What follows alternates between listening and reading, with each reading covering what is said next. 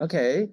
So, okay, for those of you who attend physically and also on Zoom, yeah, thanks a lot for attending. Yeah, and we are very grateful for Professor Michael Puett's giving a talk for us, our school. I mean, his very busy schedule. This is already his second talk for Hong Kong U, and Hong Kong U as a community is very grateful for his service to us. Yes, free. Another one, yeah, tomorrow's morning. There will be another one at the Institute of Humanity and Social Science. This will be the second one. Yeah, and you might know. I will let you know. Michael will also serve as an external examiner for our program, the Chinese History and Culture. So we look forward to Michael's advice in terms of teachings and research, and we very much look forward to it. And for all of you, I am sure you are familiar with Professor Michael Puett, a prominent scholar in the broad field of classical Chinese studies. For those who are less familiar, let me introduce briefly. Professor Puett is Walter C. Klein Professor of Chinese History and Anthropology at Harvard University, and author of numerous works, including like the ambivalence of creation, debates among innovation and artifice in early China, and also to become a god, cosmology, sacrifice, and self-definition in early China, and also the co-author for Ritual and Its Consequence, an essay on the limit of sincerity, and also the path, what Chinese philosophy can teach us about the good life. So you can see he has a broad interest, and not just in history, but also philosophy, and also sinologies and anthropologies. So his aims to bring Chinese studies into broad conversation, other disciplines, and also in the broad modern worlds. And as can testify by his talk, is on music, on ritual and religion, and today's on textual interpretations. So without further ado, let's invite Michael to give a talk on the philosophy of reading, interpretation and hermeneutics in classical Chinese. Please join me to welcome Professor Puett. Well, thank you so much for the much too nice introduction, but very greatly appreciated. And my deep thanks to the School of Chinese for inviting me both for this talk and inviting me to be an external examiner. I very much look forward to working with the school and working with all the teachers and students here and learning from you about your extraordinary program.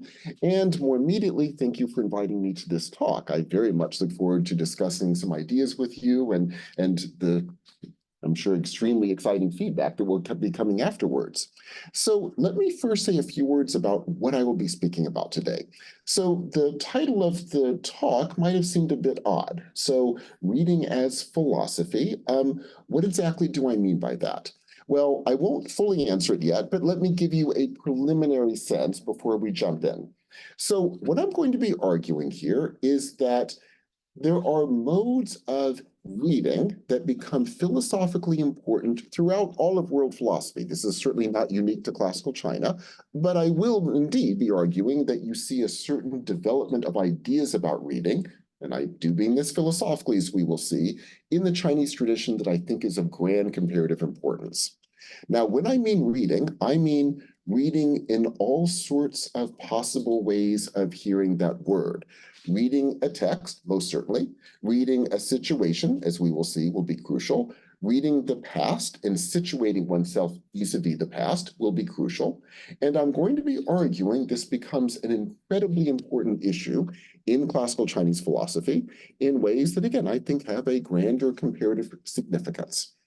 So to set up this talk, let me begin by discussing three general modes by which philosophers, not just in China, but broadly speaking, have used to situate themselves vis-a-vis the past, situate themselves vis-a-vis earlier texts, and how that has worked out in the tradition.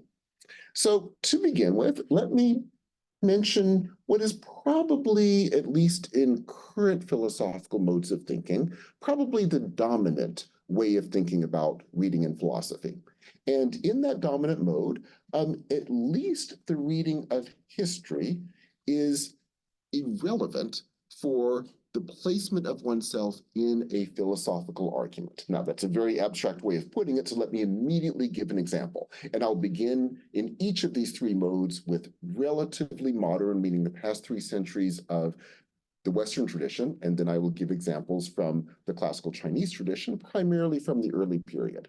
So let me begin with a modern example from the Western tradition. So Immanuel Kant.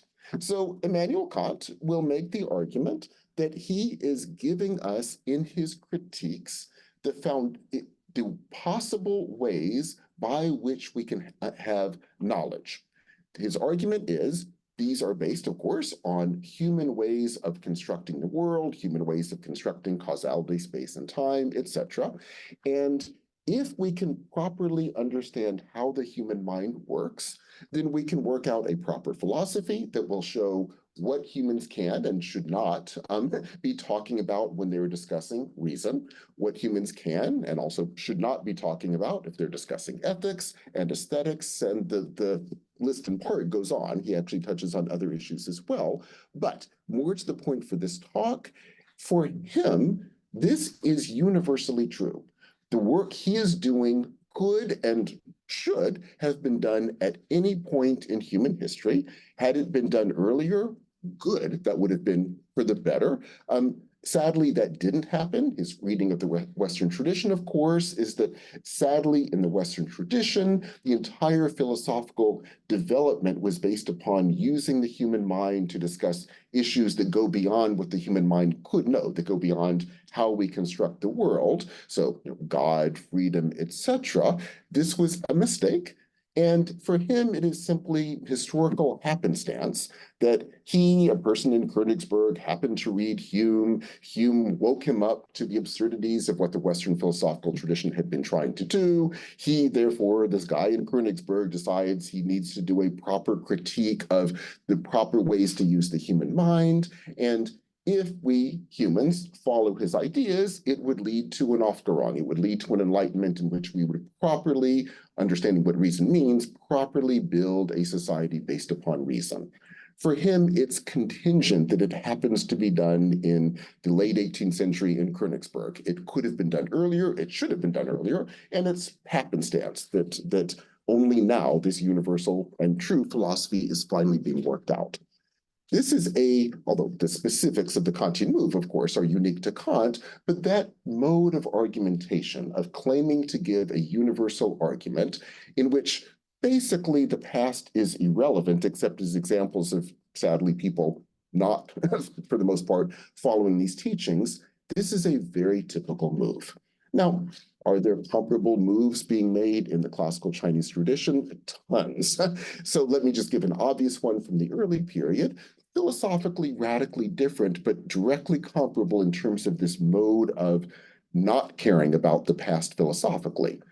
Think of the Mohists. So obviously a radically different philosophy, but the basic argument of Mozi is there is a heaven, Tian, that is purely good. That heaven gives us principles by which, if we follow them, we can live our lives properly.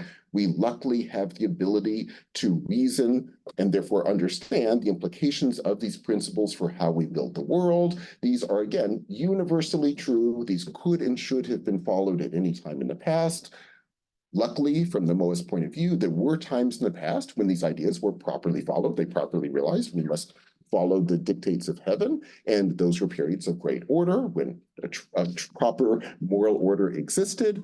More recently, they think humans have sadly failed to follow these teachings. The Mohists see themselves as recreating a community and ultimately, hopefully, the entire world properly based upon these teachings. So again, the teachings are universally true. It is simply historical and sad circumstances that have led to people for a number of centuries now not understanding the proper way to live because they are failing to follow what heaven is giving them. So radically different philosophy from Kant, but same mode.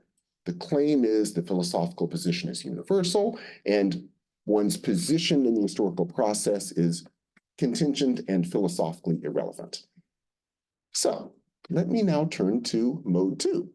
In another mode that again pops up throughout every philosophical tradition with which I'm familiar.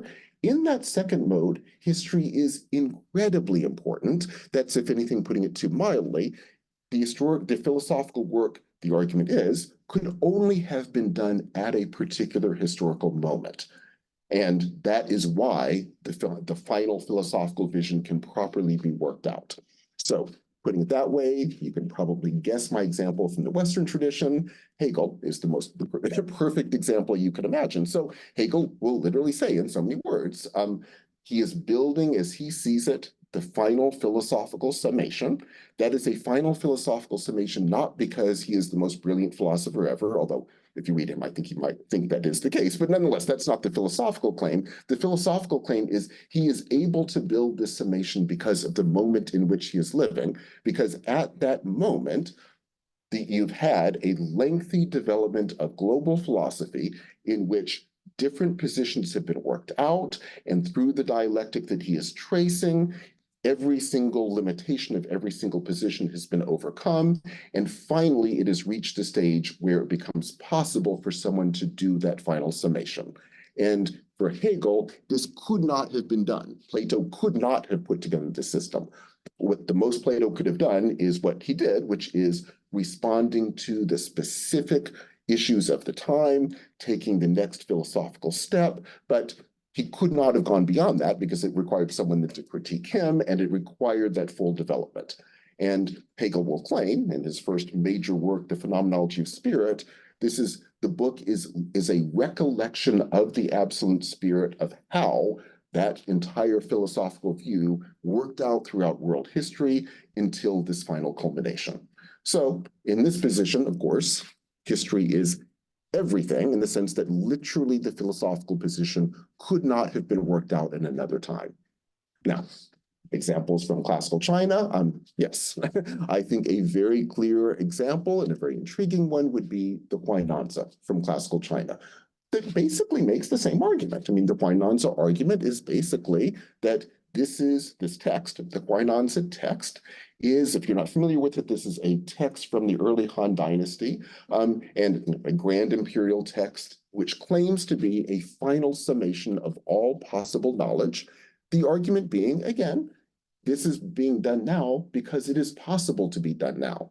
And human history consists of a series of innovations at the philosophical level. These are great philosophical moves being made in specific situations, wonderful for their time, but as the times changed, it required another philosophical position that would rethink that previous philosophical position.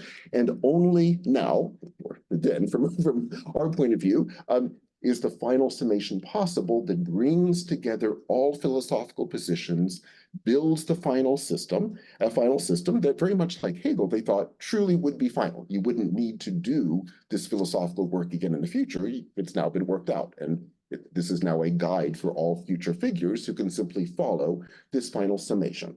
So again, the Huainanzi is not claiming that it's being written by sages greater than those who have ever existed, although like with Hegel, I think they kind of think that, but regardless, that's not their philosophical position. The philosophical position is simply, we are living at the moment that makes it possible to give this final summation. So two very different ways of positioning one's philosophical views vis-a-vis the past and the degree to which one's historical moment matters. Now let me get to mode 3, which is the one I really want to focus on today. In mode 3, on the contrary, history is absolutely important, but there is no possible final summation, and therefore reading, how one reads the past, how one reads texts from the past, become absolutely all important. And when we read such attempts from either mode 1, or as we'll see, sometimes even mode 2, we are in danger of missing the philosophical complexity that is actually going on. Now, here again, let me begin with some modern Western examples before I get to the heart of the talk, which will be the classical Chinese tradition. But let me begin again with some modern Western examples. So one figure who kind of bridges mode 1 and 3, and is usually read as a mode 1, but I think he's most intriguing and, as we'll see, chilling as a mode, if we see him as a mode 3 figure, would be Martin Heidegger. Martin Heidegger is, again, I think, usually read as mode one. So very briefly, if you've never read Heidegger, the argument, if you sort of read him as mode one, would be that there is something we should understand as being as such. Being as such is an unconcealment that we must be open to sensing properly and understanding properly, but not in the usual way we use the term understanding. And the history of Western metaphysics has been a disastrous failure to do this, because being as such has unfortunately been understood in terms of specific beings, for example, God, and that has led us to fail to understand being as unconcealment. So the history of Western metaphysics is a failure to listen to being as such, and Heidegger sees his work as now attempting to do so. Now, put that way, that's very much a mode one argument. In other words, we all ought to have been listening to being as such. Sadly, the history of Western metaphysics is a failure to do so. Now I finally am. I mean, put that way, it's a variation of mode one. However, in practice, I don't think this is really what he's doing. If you actually read Heidegger, the whole philosophical work doesn't consist of what I just said. I mean, what I just said sort of pops up over and over again, but the philosophical work for him is he will give these incredibly complex readings of texts from the Western tradition. And we unfortunately don't have evidence of what he was doing, but he was very interested in the classical Chinese tradition too, particularly Lao Tzu, although the actual writings didn't last, but certainly were preserved, but at least in terms of the Western tradition, they were. And the whole work involves these very complex, very counterintuitive readings. I say counterintuitive because any intellectual historian would say they're wrong readings, but I think Heidegger doesn't care about that. What he's trying to do is, through his very mode of reading, to bring out this sense of being. And so he will give readings of the pre-Socratics that he thinks had this notion of being. He will give you readings of Hölderlin poems that he thinks do have the sense. Then he will give you these complicated readings of figures who didn't, but the move is always to sort of find places where the author himself was sensing it but not quite getting it. So he gives you these readings that are kind of pushing against the author's obvious own intent. So when I said counterintuitive, it's a little bit more than counterintuitive. It often, they're readings that push against what the author is obviously trying to argue. And put this way, needless to say, figures coming out of the Heideggerian tradition will take out all of the arguments about sort of the mode one pieces of this, which are part and parcel of his, needless to say, his Nazism and all the very dangerous sides of his philosophy. And figures coming after that, Derrida, Foucault would be obvious examples. The move is, if we erase that and hopefully get rid of the horrific politics, what we are left with is a focus entirely on these incredibly complex readings of the past, where you're not giving accurate readings, but you're not giving wrong readings either. It depends, it requires an incredibly intense understanding of what the authors were trying to do, which you can then, of course, undermine. Derrida will very famously do this by taking a text where authors will attempt to make an argument, and the whole deconstructive move is showing the degree to which the author fails, if it fails for some philosophically significant reason. Foucault will give totally different types of reading, but comparable in the sense I just mentioned. So he will give these very complex critiques of, in his earlier work, of what he will call humanism, in his 1970s works, his critiques of modern forms of power that we see as part of a wonderful progress, and he'll give you these complicated critiques. And all of those critiques are not based upon an historically accurate reading, which is why historians were always so angry at what he was doing. And yet, at the same time, he knew what he was doing. It was a philosophical reading saying if we read texts in a certain way, we can show the dangers of what was playing out, but also open up potentialities that often the authors of the text themselves fail to understand. But if we read them properly, it will open up these potentials. And of course, in his final work, he then turns to these rereadings of classical Greek texts, later Latin texts, early Christian texts, where the focus is really trying to bring out these potentials, again, often lost in the tradition, that he's trying to retrieve. So it's very much a Heideggerian project, but minus the mode one pieces that sort of took Heidegger into such dangerous and horrific political territory. So that's the Western example. Now I want to finally get to the heart of the talk. What would be early Chinese examples of something like this? And is probably clear from the way I've been setting this up, I think this was an incredibly significant mode of reading in early China. And part of the hope of this is to say, this is going on and we should read it as philosophically significant. Putting this in strong terms, the argument would be a lot of the ways we read these early texts are based upon much later, largely Neo-Confucian rereadings, which are rereadings of the texts. And fascinating, and we'll touch at the very end of the talk on the fascinating rereading that's going on, but we should read them as exactly that, rereadings, very intentionally pushing against what had been the dominant way of reading for a millennium and trying to reconceptualize what was going on in those texts. And when they're doing so, when I say they're rejecting a millennium of readings, they are, and I want to take a look at those readings that they were rejecting, because there might be something going on in those readings that we often miss, because I think we kind of accept a largely Neo-Confucian mode of reading, instead of seeing it as the surprising counterintuitive set of readings that it in fact was. So again, that's very abstract, so let us jump in. What am I thinking about when I'm talking about this mode 3 developing in early China? Well, I'll give you one word that accounts for a little bit of it, but we'll see quickly I'm going to be expanding far beyond the way we often use that term. Commentary. Commentary. Now, what I'm going to try to argue is that commentary, as we often understand it, was philosophically very, very significant.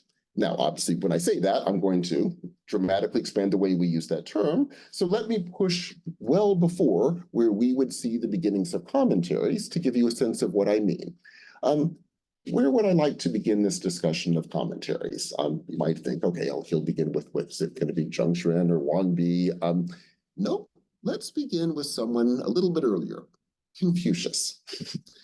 So in the early period, one of the readings of Confucius is not going to be the reading that we come to know from the Neo-Confucian period, which is, of course, we read the Analects, and we read the Analects as the place where Confucius lays out his philosophy, a philosophy that Mengzi then lays out more fully, and that then two of the disciples of Mengzi lay out in two other key works that give this tradition, and those four books provide us the philosophical vision of Confucius, which is also the correct philosophical vision, which is an understanding of the Tao, which in the Neo-Confucian reading, say with Zhu Xi, we can work out if we give you the entire cosmological system that they didn't have to give you, but we will give you the cosmological system that will allow you to understand the philosophical complexity that these early figures, Confucius, Mencius, etc., were working on.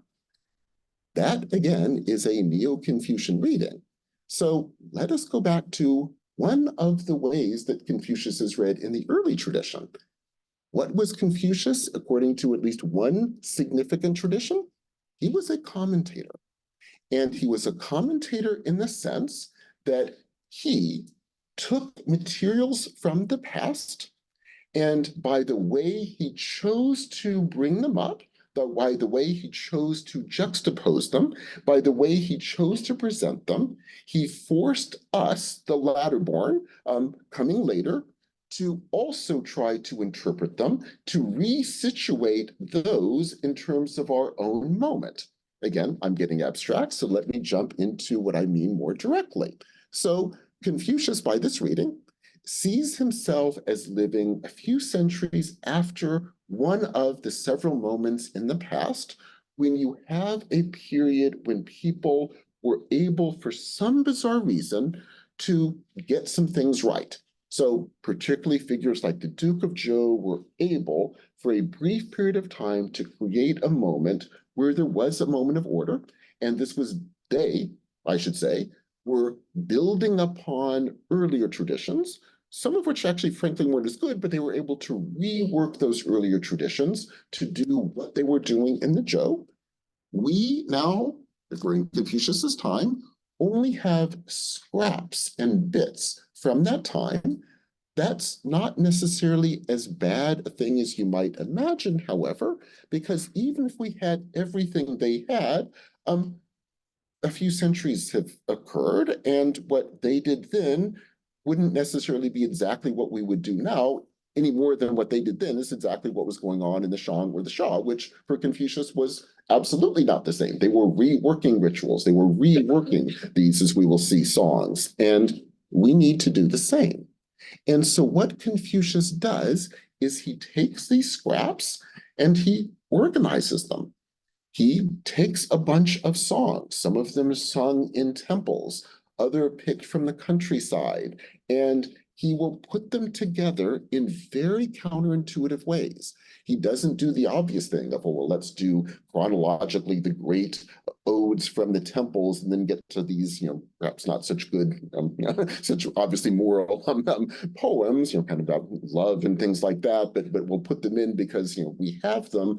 No, he will begin with the love poems, even begin with a poem that's a fascinating poem, but not obviously philosophically significant, or at least philosophically moral in almost any sense of that term. He'll begin with that, juxtapose it with other sets of poems, and then put together this entire work without explaining what he's doing. He will write a work of of documents in which he will collect some obvious things. He's got speeches from the Duke of Zhou. Obviously, the Duke of Zhou is a great figure from a Confucius's point of view, but then juxtapose that with other speeches which are very intriguing, but seem to be contradicting exactly, like literally right after the Duke of Zhou, you'll get a speech by the Duke of Shao that seems to be an obvious contradiction. So is he saying one is right, one is wrong? No explanation of what he is doing. They're just there. He actually will write one thing himself. So instead of just juxtaposing materials that will require interpretation, he does write one thing.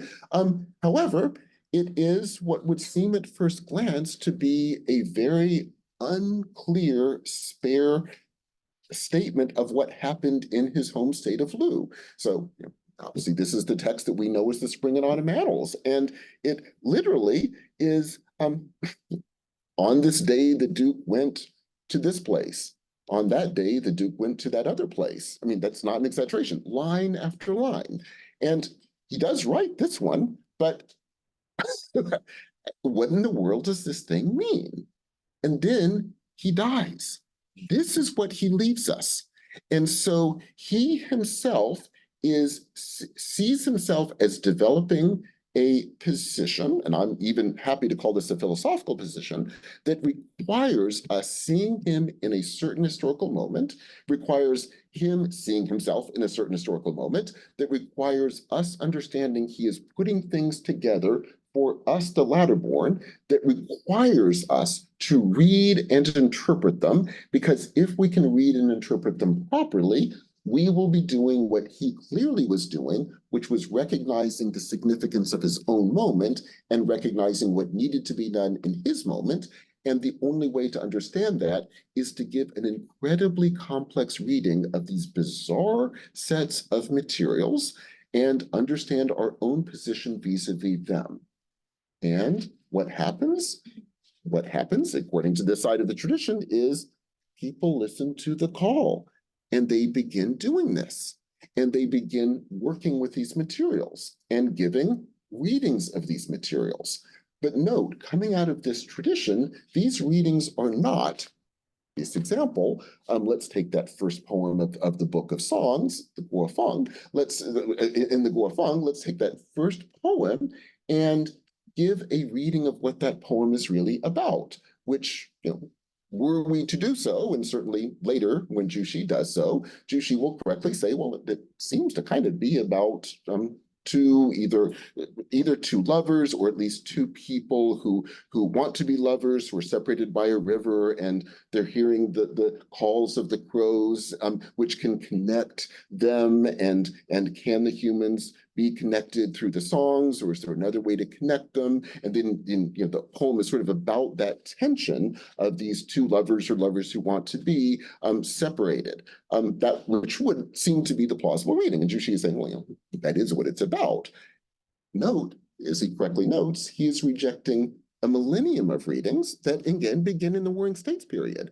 And you don't find anyone in the Warring States period saying that, even though that's would seem to be what the poem is about. But people aren't reading the poem to say the author of this poem was doing the following. You're working with the poem. So what do? You take out lines of the poem and you quote them in certain moments, because if you quote it at a certain moment, it will bring out a certain response, which if you quote correctly at a certain moment, will help people see the world they're living in a different way, and it will shift the situation. So to give some obvious examples, you will say, well, it's not really about two lovers separated by a river. Actually, it's about a king and a consort, or it's about a king and a minister. And if you read it this way, or even read a line of it that way, it opens up the possibility of seeing, oh, this isn't about two lovers in distant antiquity. It's about a current situation where there's some blockage and some lack of connection. And then you can quote the line of the crow songs, and you're giving a hint of what that connection could be. But you won't even give the whole line. You will literally, as I mentioned, give a line or two. And the whole pedagogy of this, if you're learning in this tradition, is you are learning how to quote and allude to lines of those poems. So the example will be figures like Confucius, who sure enough, in lots of stories, many of which will be included in the Analects, but not the way it's going to be read later by Jushi, where Confucius is just sort of doing this all the time and training disciples to do it. Like, in this situation, what's a line of poetry? And the pedagogy is, sense the situation, sense what line to quote at this moment that will somehow work and alter that situation. And if you can do that, that is the philosophical mode. In other words, you're calling on people to read the situation, read the past, read materials from the past, appropriate those materials, and work with those materials. All of this is before what we would call commentaries being developed. This is a world of quotation and allusion, in which you start making arguments about a current situation, about a moment in history, about how to act at this moment in history by working with materials from the past, reading materials from the past, interpreting them, but not in the usual way we use that term. It's really appropriating them and shifting them in some significant way. And then by the time you move into the early Han, you start getting, I wouldn't even say commentaries yet, because we don't usually tend to use the word yet, but materials that I think are certainly part of this growing tradition. So let me give an example of someone who is absolutely in this tradition, not yet doing what we would call commentary, but certainly doing that sort of thing, if we use that term more broadly. Sima Qian, who very much presents himself as a figure like Confucius. He has lots of references in his work to how you should read his work comparably to the Spring and Autumn Annals with all the proper humility statements. Of course, I'm no sage, but nonetheless, we know how to read the Spring and Autumn Annals. And hello, so he's calling on us to read his work, the Shiji, as we are learning to read the Spring and Autumn Annals, this incredibly difficult to interpret work that forces us to give these complex interpretations. And I think Sima Qian is saying, do that to me too. And then note how he does it, not by the way that Confucius will do it, which is this incredibly spare text that requires interpretation to try to figure out what in the world is going on, but rather the exact opposite way, but I would argue getting at something very similar. He will give you this incredibly long, complicated work where he will give you radically different perspectives of the same event, worked out in incredible complexity. So at no point can you say, Sima Qian is arguing X, because that will be contradicted, you can guarantee, and then 2 pages later, and it requires us to constantly be reading through to figure out what he's doing. He is clearly making, and I'll use the term again, but in a broad sense, he's making an argument about his own position in the tradition. He is making an argument about this moment of when the empire is being formed and consolidated.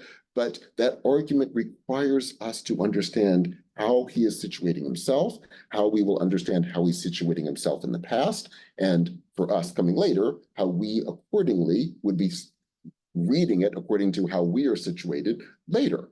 And then the entire reading operates as series of complex readings of the past. And again, he's often contradictory readings, so he's not telling you this is how to read these materials, but it is the philosophical work, to use that term again broadly, is how he will read this set of materials. So again, let me give you an example. He will write an entire chapter on, guess who? Confucius. And the entire chapter is like a commentary to the Analects, where he will take these spare statements in the Analects, which are statements that will attribute a statement to Confucius in a certain situation. Many of these are not the ones that we often quote. Many of these are not obviously philosophically profound, and we kind of glance over them.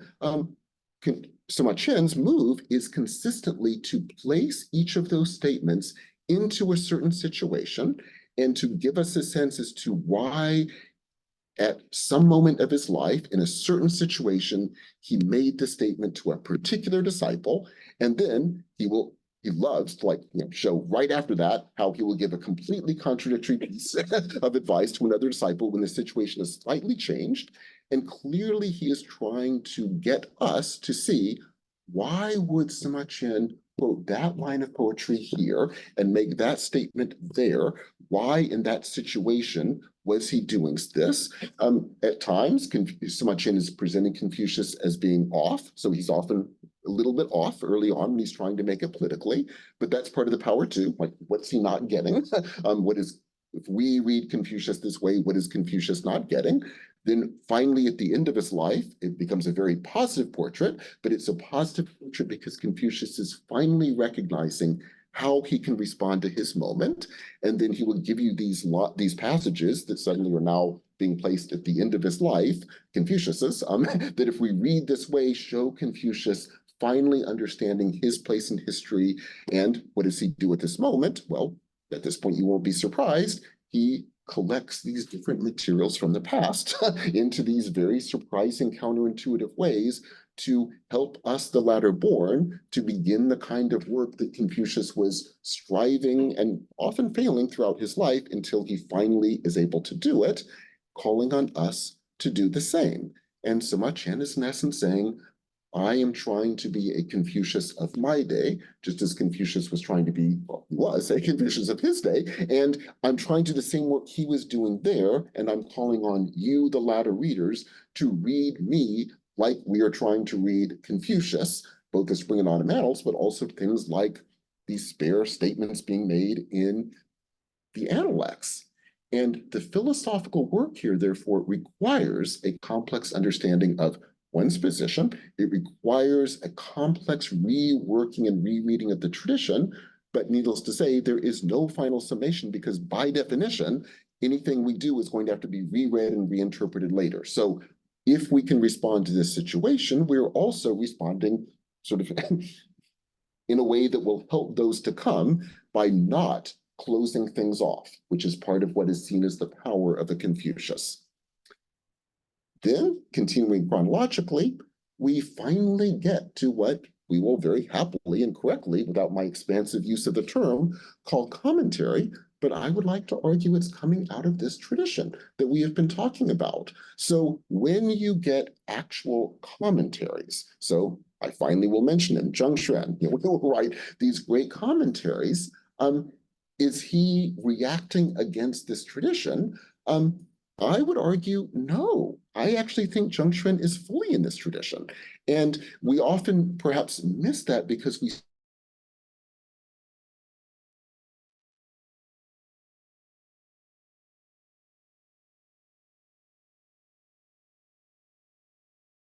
read Zheng Xuan's commentaries and try to do the mind work to forget what we think about these classics, which largely comes from Zheng Xuan, and imagine a world where that was not yet being said. These are some pretty bizarre counterintuitive readings. And often he is doing a lot of what we just saw Sima Qian doing to Confucius. He will often, I'll just give an example, which is, but it's a significant example. He will take, for example, those very spare, I find fascinating, but spare statements of ritual theory in the Li Ji, the Book of Rites, and then he will give you these commentaries that will give you these incredibly elaborate discussions of the ritual moment in the Zhou when this would be done, and he'll connect this with a reference from a completely unrelated text, certainly not a classic, that doesn't seem to be related. And he'll say, well, that's part of that same ritual complex, and he'll bring this other one in. And so much of that has become our mode of reading that we think, okay, well, Zheng Xuan is just giving us the ritual context that the Li Ji was working from. No, I think it's kind of the exact opposite. like he is building up, he being Zheng Xuan is building up these very complex situations exactly like Sima Qian was doing to the Confucius Analects quotes. And what would be the purpose of this? The purpose of this would be to force us to read those spare statements in the Book of Rites.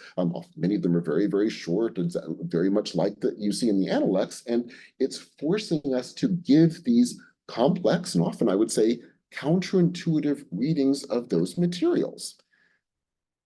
What happens when you get, again, what I would now happily call commentaries without my expansive usage, commentaries to the Book of Odes? I would say they're doing the same thing. So when you get these very complex malinterpretations of the Book of Odes, these are the interpretations that Jushi as well as modern Western readers will just laugh at because, like, oh my God, can these Han scholars not read a love poem as being just a love poem, and they think it's this something about a king and a minister back in the Zhou dynasty? No, of course they understand what the poem is about, but they're not trying to give you a reading of what the poem is about.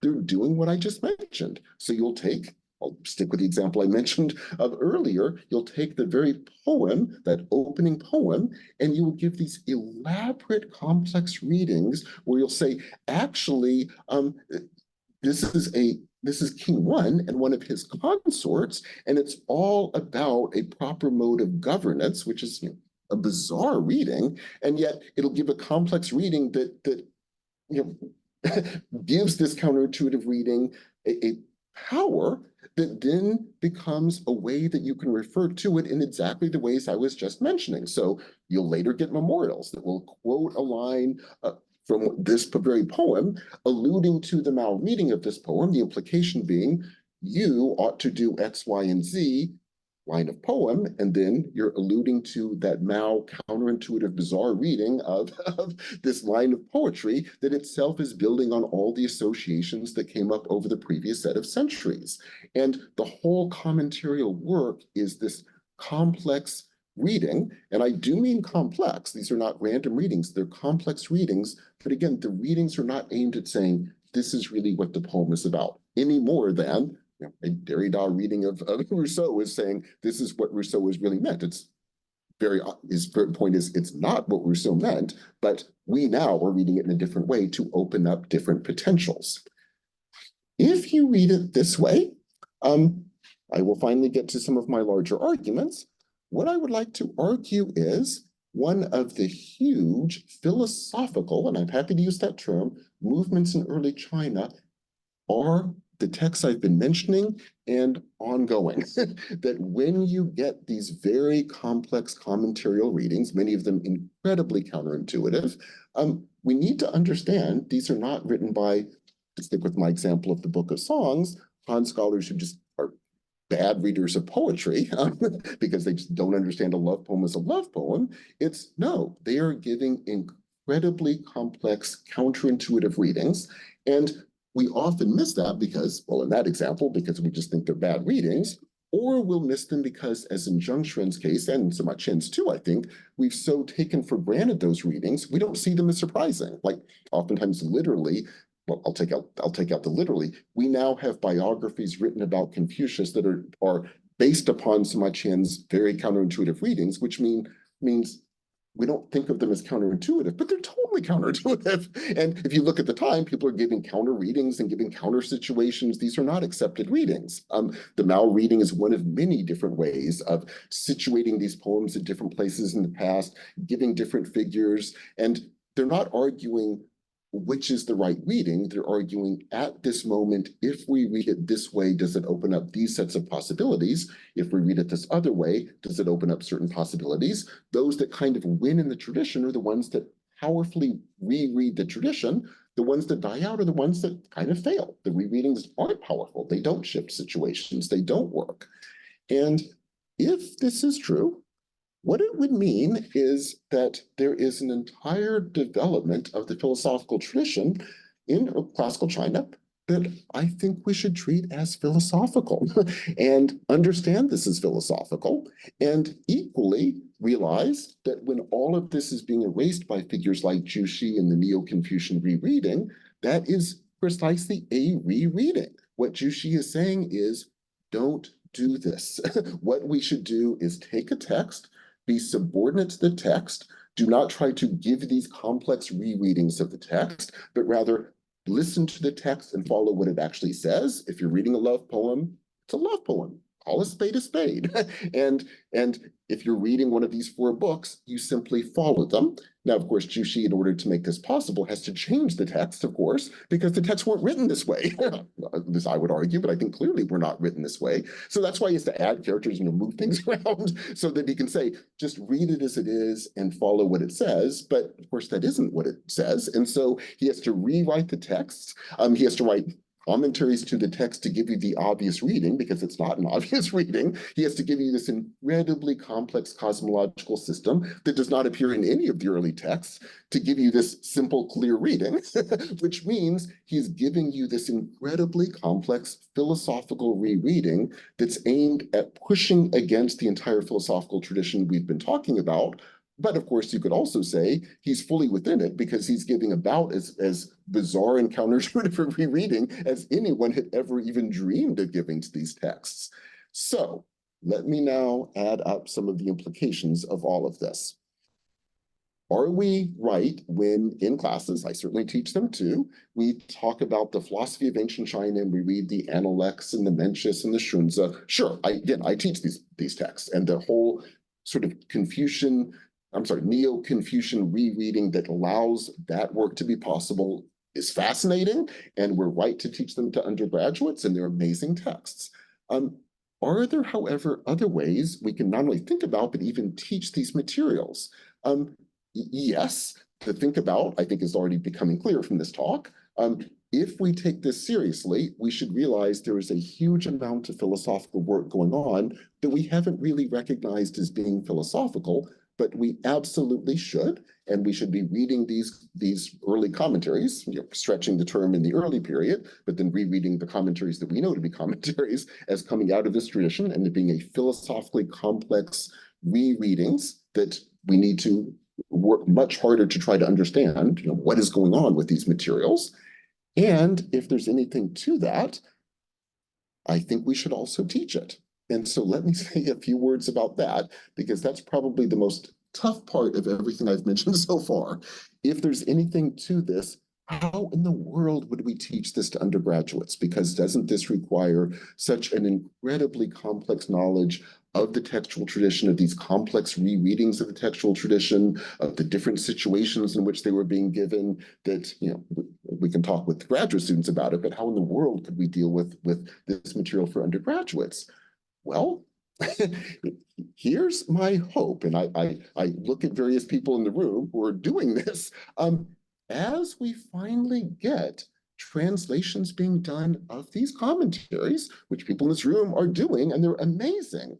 Imagine if we start collecting these as commentaries, and you could even imagine with the great world that we now live in, bad in other ways, but great for this, of the internet, you could imagine a situation where we could easily create, well, easily, a lot of work, but we could create teaching materials built, taking all of these incredible translations that are being done and showing the readings and counter readings that was going on.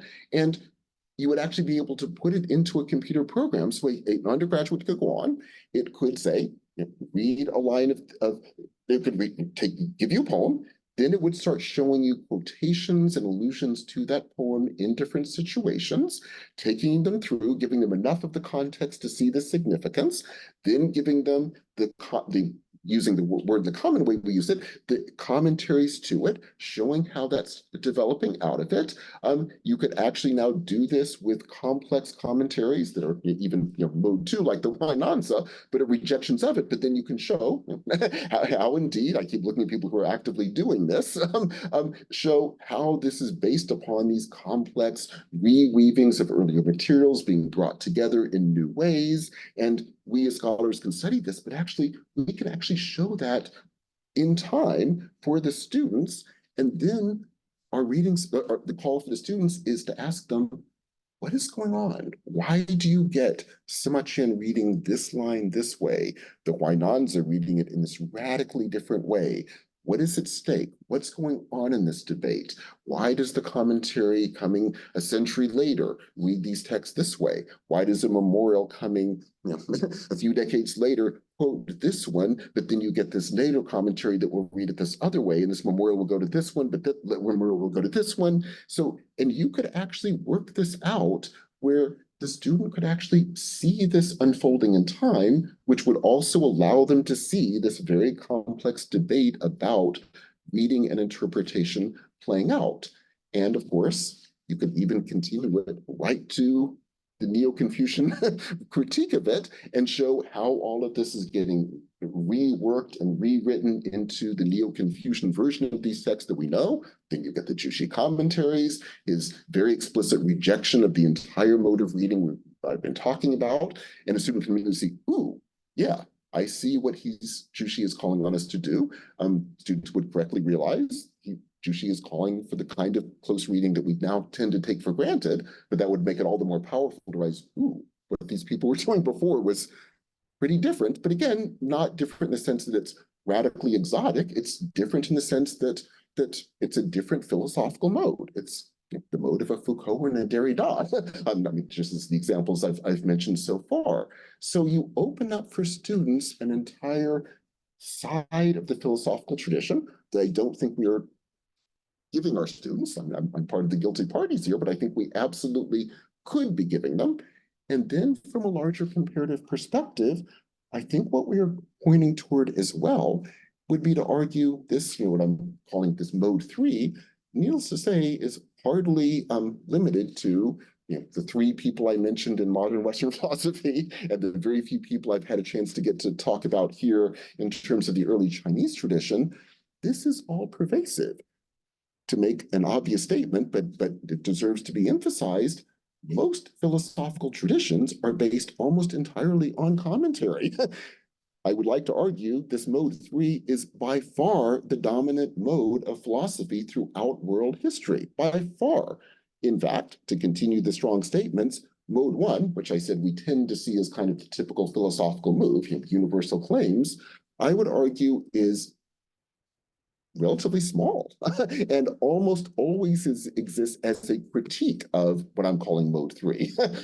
So ironically, I think mode 3 is really mode 1, but so in terms of its significance in chronological development. So when the Mohists are doing what I'm calling here mode 3 in the introduction, the Mohists are explicitly rejecting this entire approach. When Kant is doing it, he is rejecting the commentarial tradition. When people say, I'm going to give you a universal statement and reject caring about the past and claim that what I'm giving you is non-interpretively it should not be interpreted. I'm just going to lay things out plainly as they are and universally so, and no one needs to understand and interpret them. That is a radical move, and usually, and I'm really kind of tempted to say always, at least the examples I know, made as a critique of the dominant mode of philosophy, which is mode 3. Mode 2 is also a pretty rare moment when various figures try to bring to an end mode 3. Like, that's what Hegel's doing. Hegel's saying, okay, we've been reading these different figures and rereading these different figures. I'm going to give you the proper way of reading all of previous philosophy to culminate in me. And now that I've done it, no one else needs to do philosophy because you can follow me. He's trying to end mode 3. I mean, luckily for us, he fails, but that's his goal. That is explicitly what the Huainans is doing. It is trying to say all of these people are giving these complex readings and counter readings, and they want this to go on forever. It's not going to go on forever because we and the Huainans authors are going to end it, and we'll write the final summation. So what I was calling mode 1 and mode 2, I think are rejections of mode 3. And mode 3, I would like to argue, is the dominant mode of doing philosophy in every tradition I'm familiar with. Commentary, writ large, is the dominant mode of philosophy. Mode 1, that we often will teach in our philosophy classes, is an attempted rejection of mode 3. Mode 2 is an attempted rejection of mode 3. And why in the world are we not teaching mode 3 in our philosophy classes? One part of it is lack of material, but again, that is finally being solved, or it is solvable with a lot of work, but it is solvable given the outstanding translations and work that's been done to understand these complex rereadings and reweavings of earlier materials. So let me just conclude on a hopefully optimistic note. I would like to think we are now in a position in terms of the readings of global philosophy, the incredible translations that have been done, the incredible rereadings of the works that have been done that are themselves these very complex rereadings.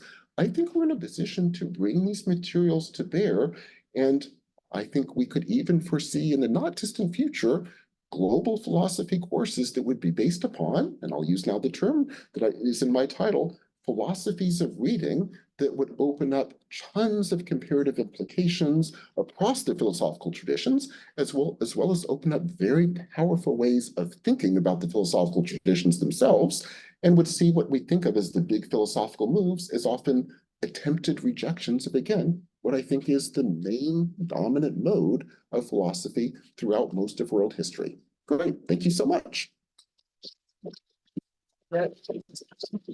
Thanks a lot for Professor Puett's wonderful, insightful talk. So we now open the floor. So if you have questions physically, you can raise your hand. Or if you're online, you can either type your question in the chat box or raise your hand, and I can invite you to. Okay. Any questions? Yeah, Justin. Yes. I'll ask the first. Please. Stumbling question while someone thinks of a better one. So this is great. It's very provocative. I certainly agree that a lot of the philosophical action takes place in the commentaries. So yeah, mode 3. I think this is right. So you're right. There's a lot of commentary in both the broad and narrow sense. That looks like mode 3 stuff. But it's one thing to sort of enact or perform mode 3. It's another thing to theorize about.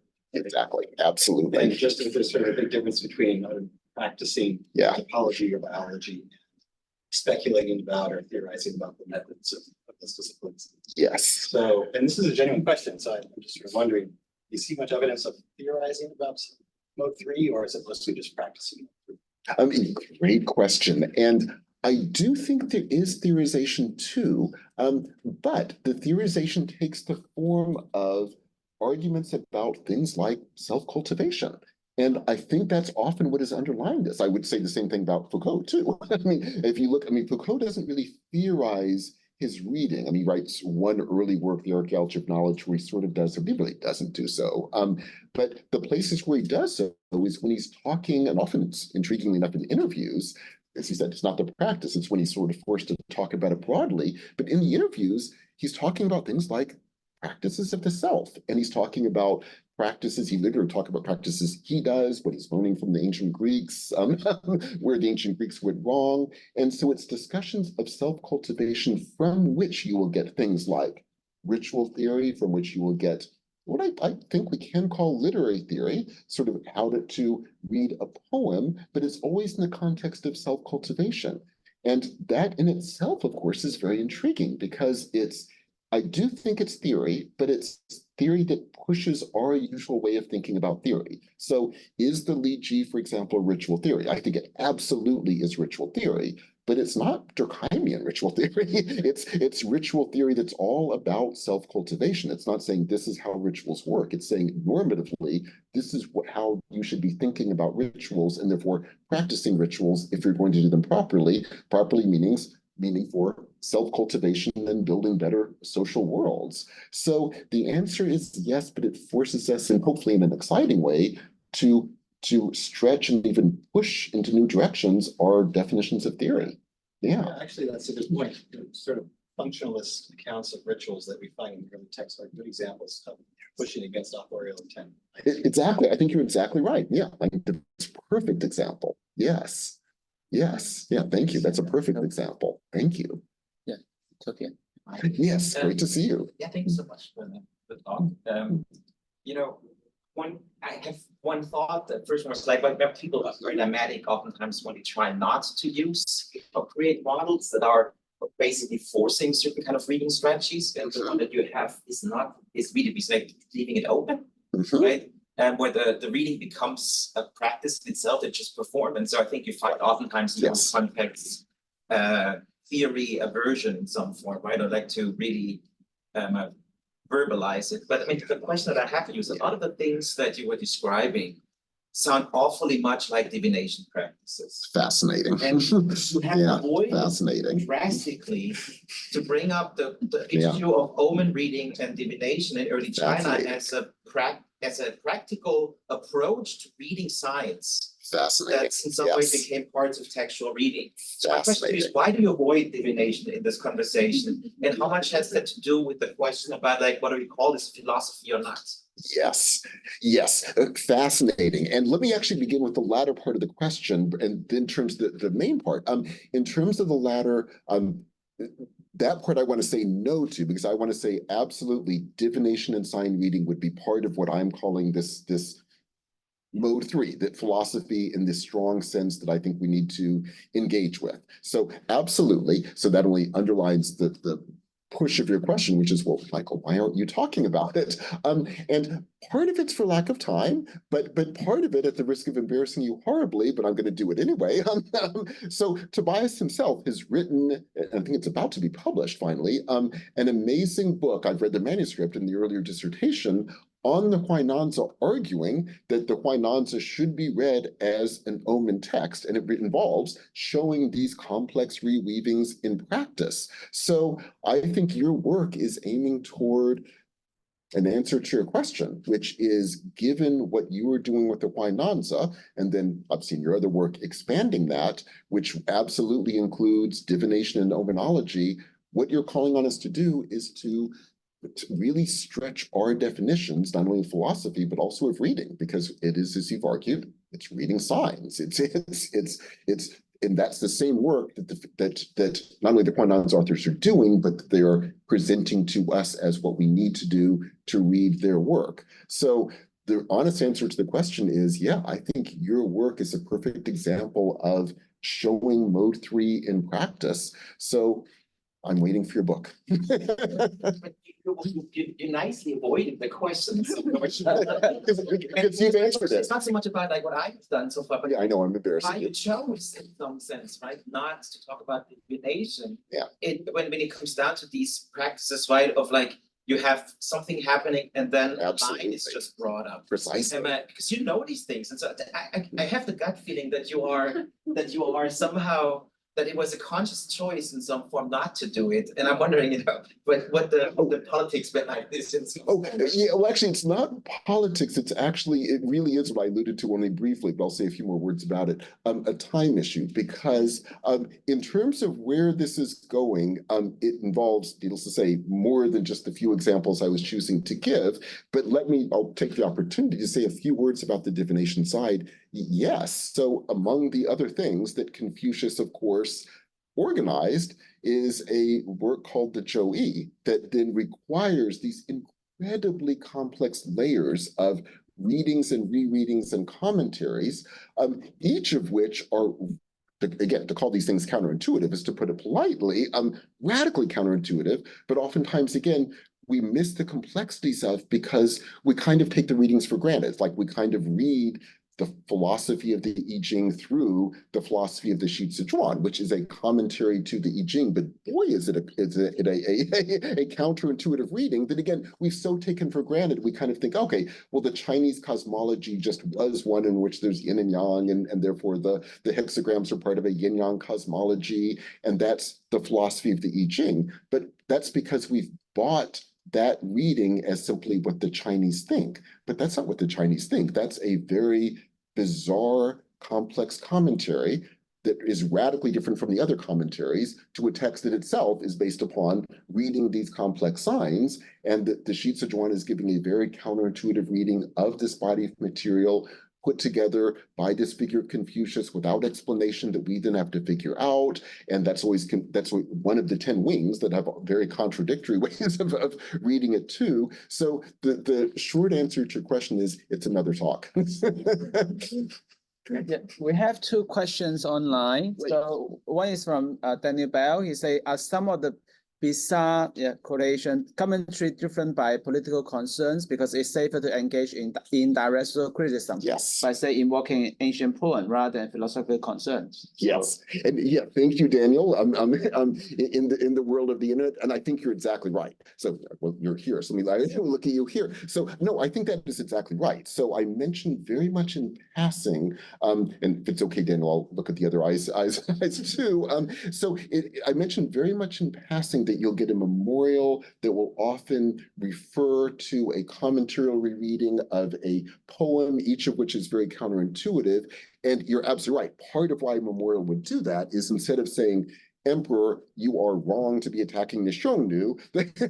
You should be listening to your ministers who are saying you're a fool. What you can do, on the contrary, is quote a line of poetry that's being read in the commentarial tradition as being not about two lovers having a spat, but rather a king who is failing to listen to the partner who is the minister.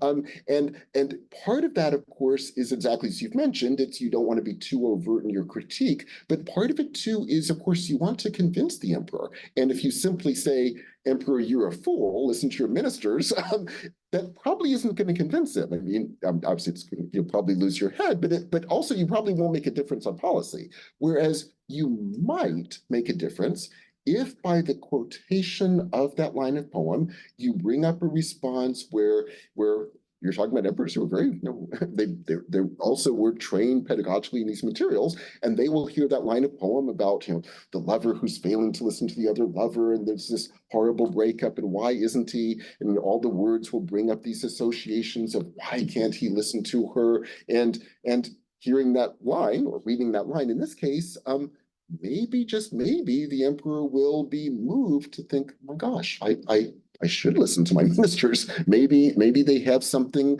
I need to listen to when I am indeed like that lover in that poem, failing to listen to his lover. And so part of it is you want to be veiled in your criticism, but part of it too is this honestly might be a more effective way of moving, in this case, an emperor, precisely because it's based upon emotional responses that have such a level of resonance in the tradition where your whole pedagogy is based upon hearing these lines of poetry and all of the associations that they have. So it might be a much more effective and moving way to shift an emperor's approach.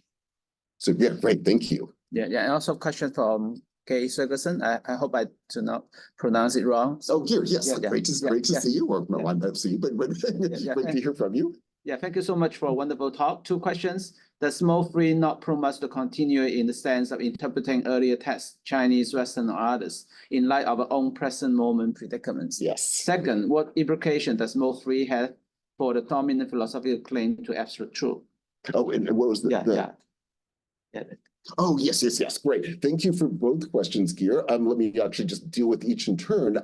In terms of us now, how would mode 3, were we to follow it? And yes, as you can probably see, I'm an advocate of not only understanding mode 3, but I think we should start following it more.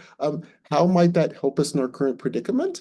I think hugely, because were we to train ourselves in this philosophical mode, what we're training ourselves to do is learn to recognize the complexities of an historical situation. We are living in one where, frankly, the problem seems so overwhelming, whether you're talking geopolitical issues, climate change, social inequality. I mean, at every level, it just seems so impossible to imagine a way out of the current set of predicaments.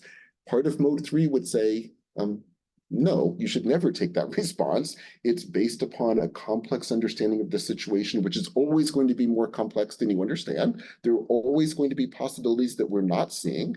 And one of the ways you bring that out is through complex rereadings of the past, which, getting to the heart of that first question, if you're doing it from a comparative or global perspective, you're realizing these are global problems and you're trying to see possibilities that have been worked through these philosophical traditions for the examples I've been giving for 2,000 years. And if we can do that effectively, it's not just they will give us, well, in fact, they wouldn't give us easy answers to our problems, but what they might give us is possibilities of working across different traditions, building global possibilities that, yes, might open possibilities for understanding the situation and even being able to alter the current trajectory. So yes, I think the implications could indeed be huge were we to actually take mode 3 seriously. And that actually intriguingly does segue well into the second question. So yes, with mode 3, you're in a certain sense giving up absolute universal claims. So that is true.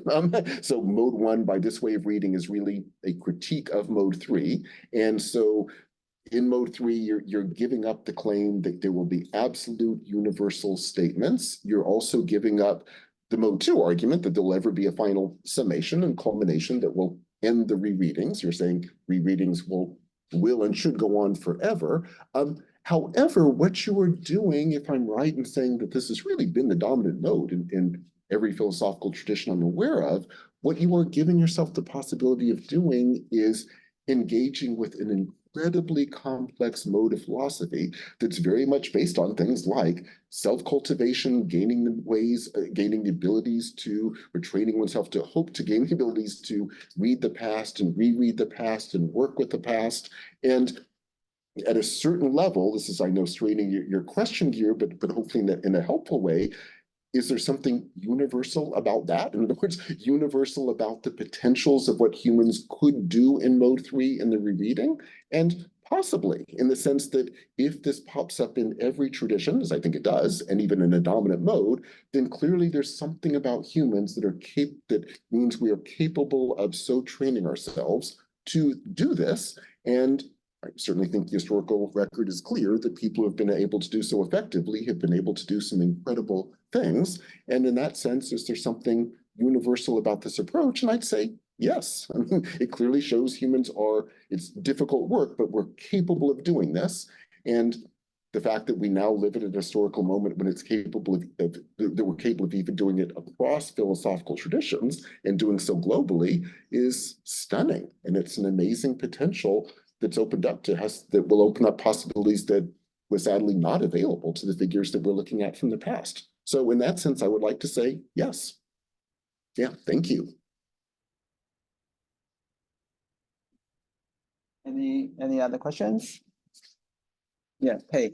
Thank you so much. It's fascinating. I have I just a little bit curious about this hermeneutic approach. Yes. Like we all know that word is quite famous for the hermeneutic. Yes, absolutely. Your mode 3 is different from his methodology.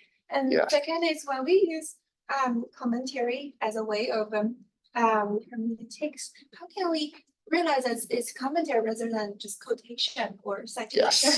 And the third is, would it be quite a little bit similar or inspired by Wang Yangming's like 知行合一, like commentary as a way of hermeneutics?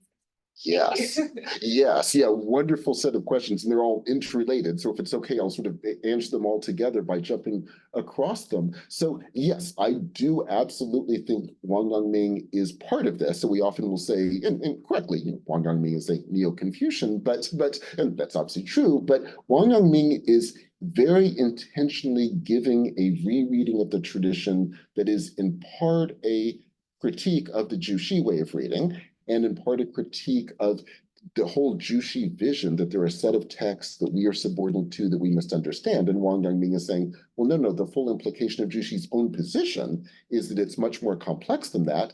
And it actually allows, intriguingly, Wang Yangming to actually return to a lot of what Jushi was critiquing. So I do very much agree with you. I think Wang Yangming intriguingly is an example of this, even though he's most definitely a Neo-Confucian.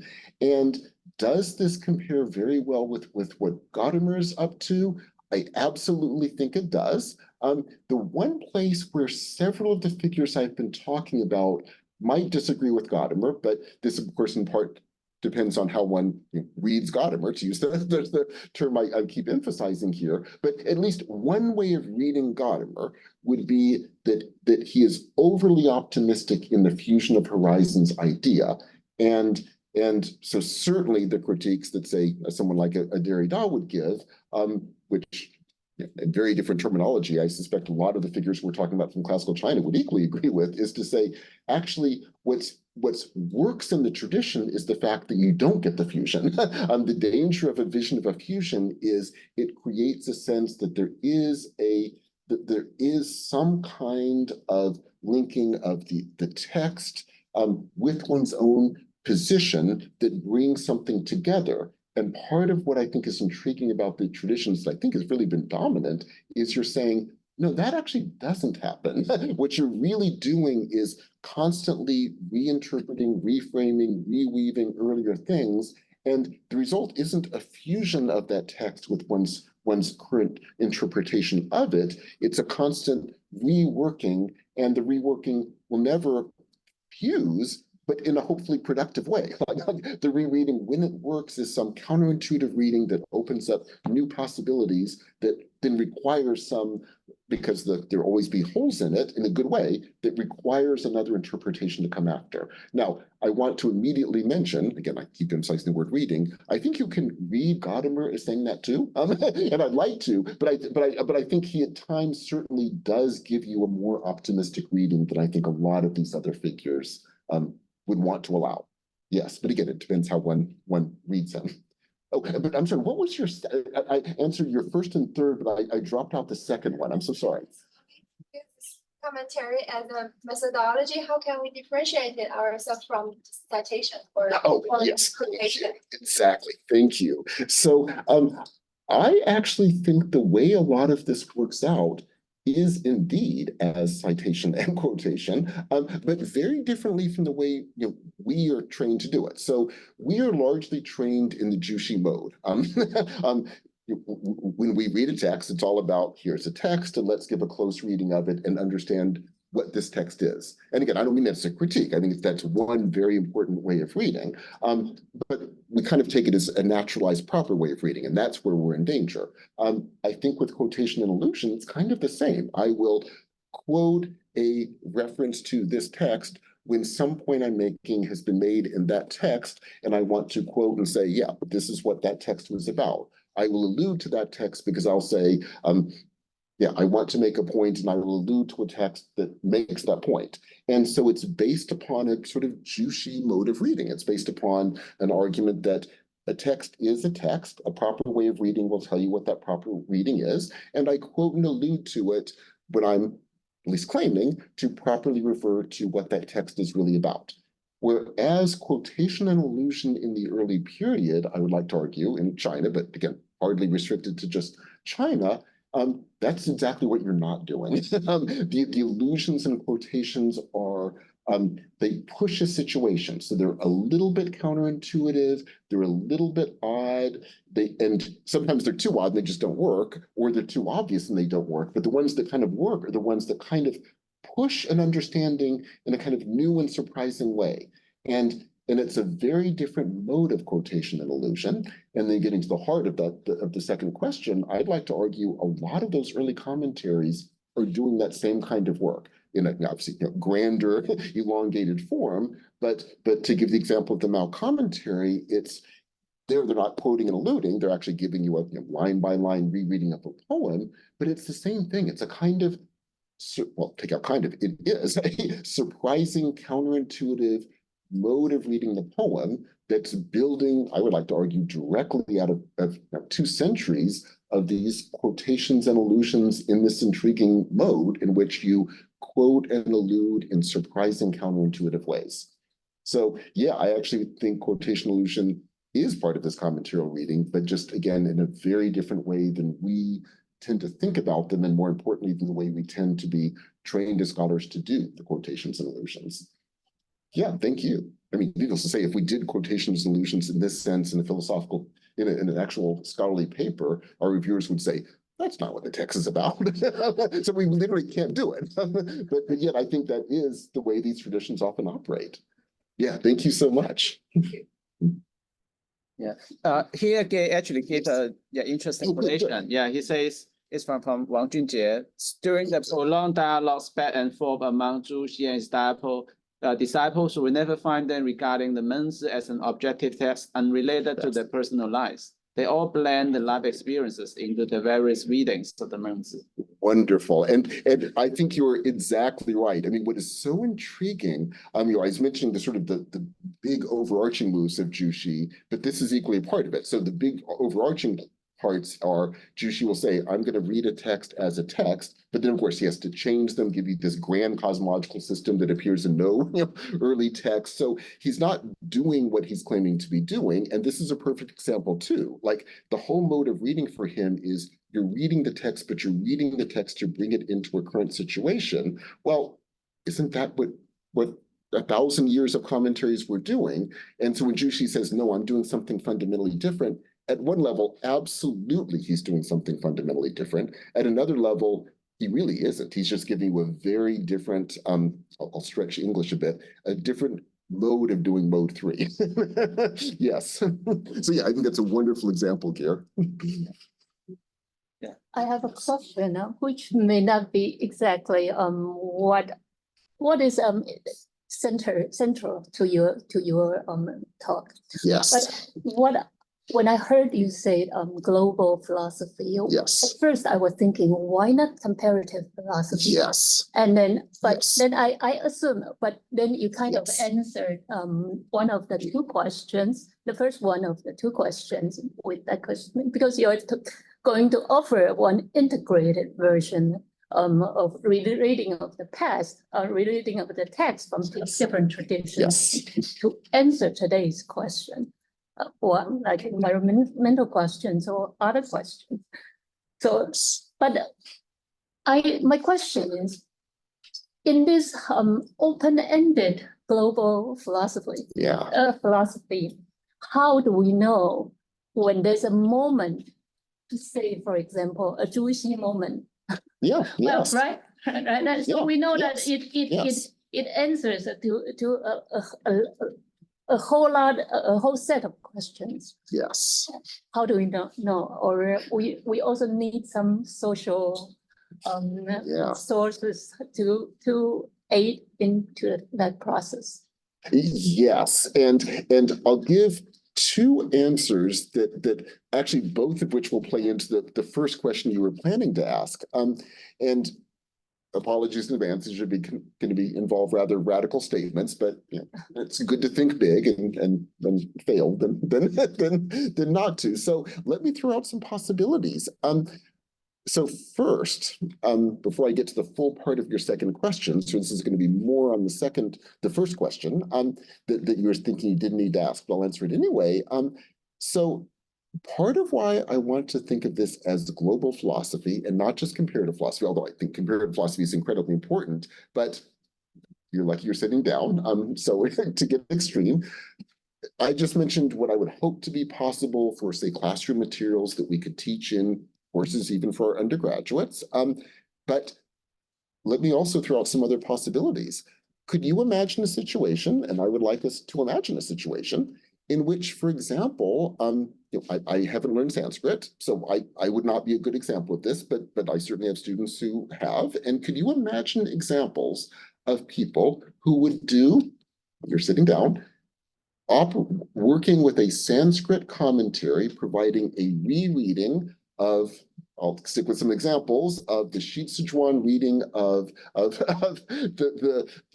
the Book of Changes that would then be brought to reread what Plato is doing when he is giving in the Timaeus a very counterintuitive rereading of the cosmos.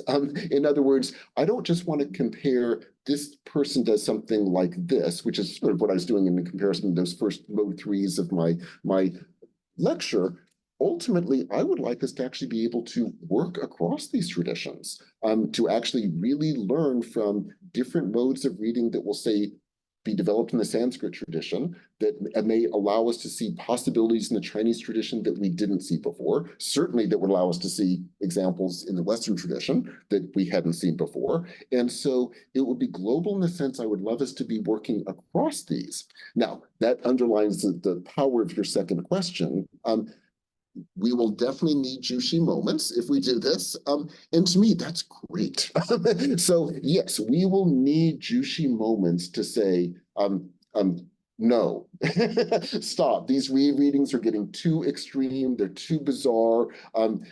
It's becoming too overly focused on the interpretive rereadings. And we do occasionally need to get back and just say, okay, let's just sit down and just read the Timaeus and not do these complex rereadings, finding possibilities that Plato obviously never would have intended, which is another way of saying, when I say mode 3 has been dominant and mode 1 and mode 2 appear as critiques, those are wonderful, powerful, helpful critiques. So Jushi's critique of the tradition absolutely reinvigorated the tradition to the point where, again, when we teach philosophical courses, we're largely following Jushi. It's a very successful mode of reading that we largely follow. We use his text, we use his mode of reading. So Jushi moments are wonderful in the tradition. They can reinvigorate it.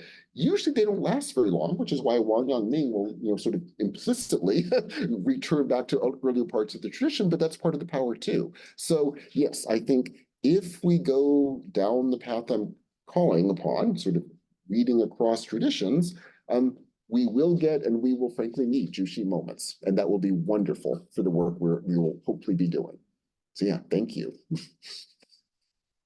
Yeah. If I may, I have Please, a question. please, Yeah, of one course. clarification, another is question. But I wonder, I sense that this impression that there's a more ambitious claim behind a claim, Yes. almost like to humanities quest or even human quest for knowledge, in the sense we overcome the false dichotomy of universalism without human historical circumstances or contingency against the historical fixator or historical determined knowledge. So if we're taking seriously both, but overcoming this, we'll say this is, I'm thinking the term of human being as self-interpreting animals. We use accept these terms. Yeah, if yes, but then the question you partially answered, that is, you mentioned this global aspect, also commonalities and universal aspect. How can we establish the element when we engage with this self-interpreting projects?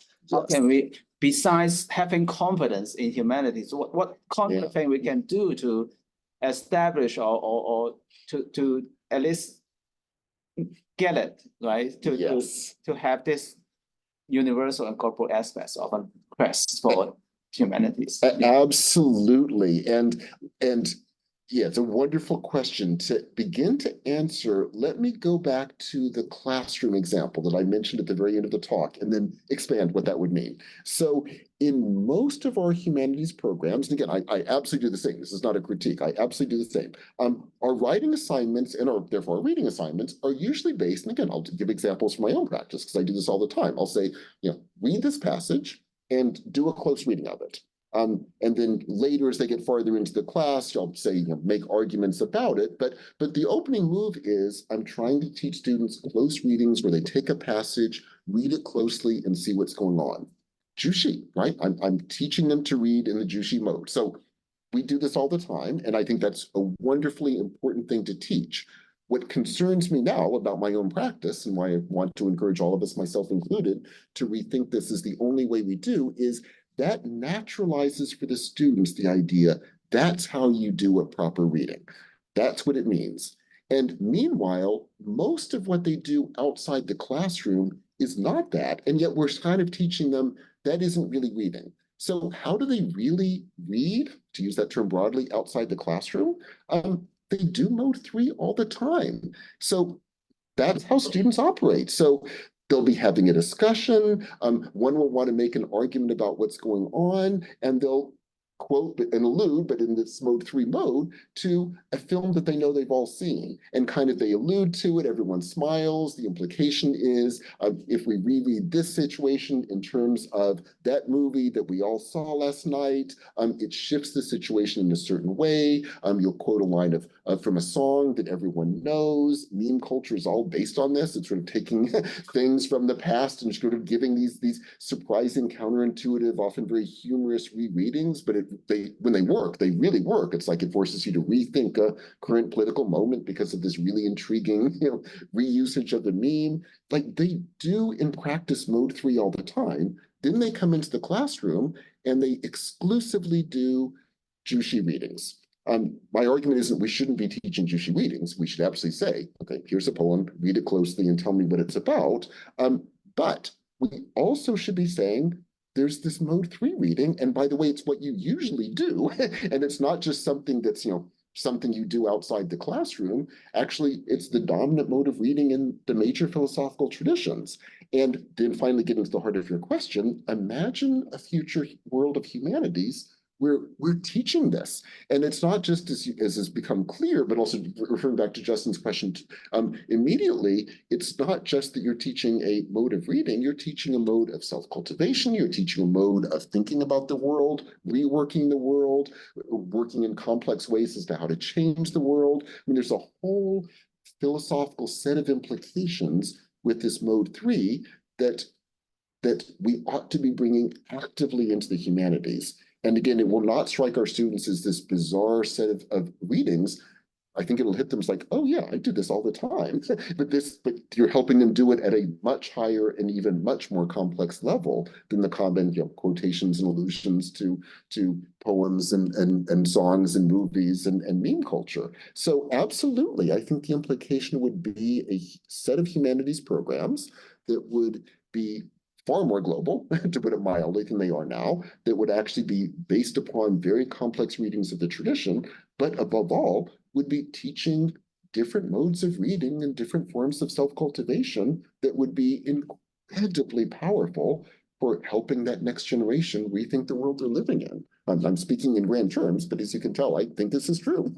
I think we're kind of failing in our job as humanities figures by not teaching this kind of work. Not that we've accomplished it, but I mean, hopefully it'll help us work too by teaching it as well. Yes. Thank you. Thank you. I think that's why we were a bit sneaky in the beginning when you were saying like the students are the problem. You're teaching those things. I think it's us. Yeah.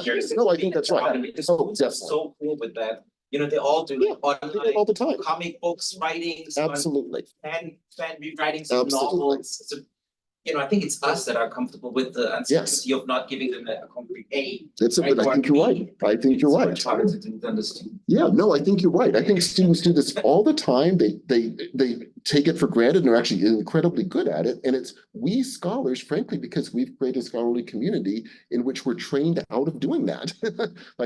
Again, I mean, somebody got me right. Exactly. Again, if we did mode 3, we wouldn't get our works published because that's just long readings. So I think we as a scholarly community, we train our graduate students and therefore become scholars who don't do this and therefore don't recognize it being done. I think you're right. We're the problem. Students do this all the time. This is, they walk out of the classroom and it's all, meme culture, quotations of counterintuitive rereadings of films and in concrete situations. I mean, this is what they do all the time. It's just we are the ones who are bad at it. Exactly. Yeah. Yeah, if no more question, maybe, okay, so please. Question, this model 3 of reading divided into two others sub model. Because I think so, there are two other modes that counter the mode 3, and they are care about different model of thinking. For example, the Hegel mode maybe read at mode 2, but he also could read at mode 1. So I think if there are two models of reading counter the mode 3, maybe the mode 3 itself has two other sub modes. Yeah. Yeah, yes. No, I think that's right. I think ultimately the implication of this would be that my introduction of mode 1, mode 2, and mode 3 is at best a prop to help us get into this material, and we will quickly throw away that prop once we get there. So the opening move of throwing it away was, of course, the argument as I got into the claim to say, I'm talking these mode 1, mode 2, mode 3. In fact, chronologically and in terms of dominance, it's the opposite. Mode 1 is actually the rare one. I think you're taking it quite correctly to the next level of saying, well, actually, even if you wanted to take these modes seriously, you would indeed have like the mode 1 version of mode 3. And you could argue Zhu Xi is actually that. I mean, like he knows mode 3 and is giving you this counterintuitive mode 1 reading that actually is in fact a new type of mode 3. And I think you're right. And hopefully in a wonderful way, the mode 1, mode 2, mode 3, if it's helpful as an opening sort of way of positioning ourselves, ultimately should be dropped once we really get into this and realize it's all a world of complex readings and rereadings with attempts to put it to a stop that are themselves complex readings and rereadings that just reinvigorate the tradition in a different way. So yeah, I think that you're exactly right. Thank you. Thank you. Actually, I have another question, and Okay, sorry. yeah, this last question. Lecture reminded me of the Davis Law. Maybe I didn't read his name correctly, but he talked about the historic writing. Yes. And I think there is something very similar between the model of reading 3, because I think they all care about something that underneath or behind the text, and the writers, authors, they put some commentary under the text, and it's hide behind the text. So I think there is something similar that is your theory and the Davis Law. And I don't know how to I don't know how to simplify the connection, so I didn't put this question in the first place. Yeah, no, thank you. It's fascinating. And I think you're right. So Levi-Strauss is often read, because he says this in so many words, as a straight Kantian, so straight mode 1. So Levi-Strauss, and again, he says this, he'll say, I am a Kantian and I'm trying to work out the universal structures of the human mind that therefore just reappear in every mythical tradition. And that's all I'm trying to do. So he says this, and he's correctly read as saying that, which he does. Then you actually read him in practice. And if you read, and it's amazing how few people have done it for reasons that'll become obvious once I get into my example, he writes most of his career spent writing a 4-volume study of Amerindian mythology. And to call this Kantian, I mean, basically what he's doing, and I think you're right, it's what I'm here calling mode 3. It's these, he go through just story after story from Amerindian mythology, taken from any place. I don't just mean from different groups. I mean, some will be a missionary account that's obviously wrong. Then it's from an anthropologist who carefully worked out these complex stories. He'll just stick them together as if these are equal pieces of evidence. And yes, he's saying elsewhere, I'm a Kantian looking at structures of the human mind. But then what he'll do is again, I'll stretch the terms, but I think it's not an inaccurate way of putting it. It's like he will read an Algonquin myth will then become a commentary in a certain sense, in the sense of giving a bizarre, counterintuitive rereading of a Tupu myth that will then be reread as in the Guarnieri myth. And at no point is he saying, I'm giving you an understanding of how any Iroquois thinker would have thought about this story. Never, because he never gives you any context. It's all about these bizarre, complex rereadings of one story against another story, taken from any source that no matter how unreliable, that he can get his hands on just because it's intriguing. And then he finally finishes this and writes this bizarre conclusion where he doesn't literally say, okay, I admit it, I'm not really a Kantian, but he kind of does. and no one quite knows what to do with it. And then, he passes away, unfortunately. But I think you're right. I think we need to go back and not just read his statements early in his career, I'm a Kantian, but really take those 4 books seriously and ask, what in the world was he actually really up to? And I don't think we've really figured it out yet. And yet I think it would be well worth doing so, because he's up to something incredibly interesting. And I would say it's absolutely a Mo3 way of reading. And we just need to figure out what he was really doing. Yeah. So thank you. I think it's a wonderful insight. Okay, thank you all for all your questions. Of course, for let's fans.